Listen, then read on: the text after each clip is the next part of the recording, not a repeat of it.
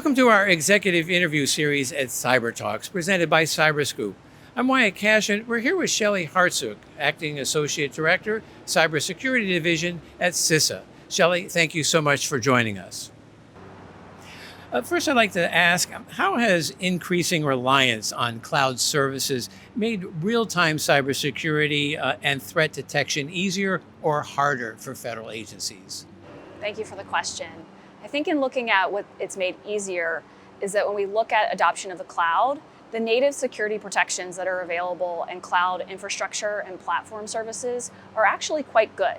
And so as organizations look to move to the cloud and hope, in addition to outsourcing and getting some efficiencies, they're also getting better protections. By and large, we see that.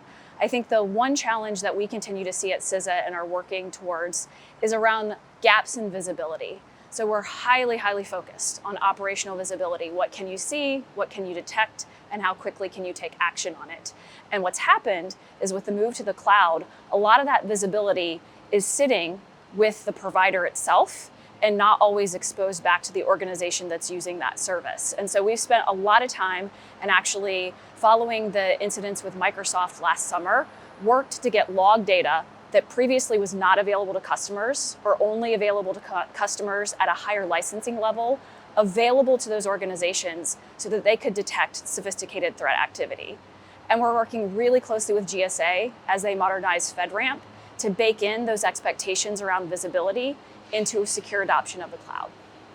Sounds like an important development. Glad you were able to do that.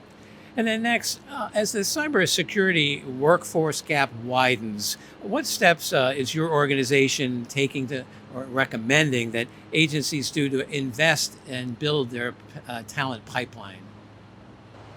So we actually offer quite a variety of cybersecurity training offerings out to federal agencies. And that's really a big step that we're trying to take and be a force multiplier. We continually hear, no matter whatever the cybersecurity challenge is, beyond funding, the number one challenge is having the workforce with the skills that are needed to implement that. And so we've been doing a lot of work to build out our Federal Skilling Academy, which started in FY22, focused on a singular entry-level work role around the cyber defense analyst, and really add additional pathways for other roles and focus on training that gets more at intermediate skills. So this past year, we added pathways for incident responders, forensics analysis, and vulnerability assessments. And we continue to look at other ways that we can add trainings such that at no cost to themselves, agencies are able to upskill the skills of their workforce and keep abreast of cybersecurity challenges. It also sounds like a great development. Well, Shelly Hartsook, thank you so much for taking a few minutes to add to the conversation here at CyberTalks. Thank you for having me.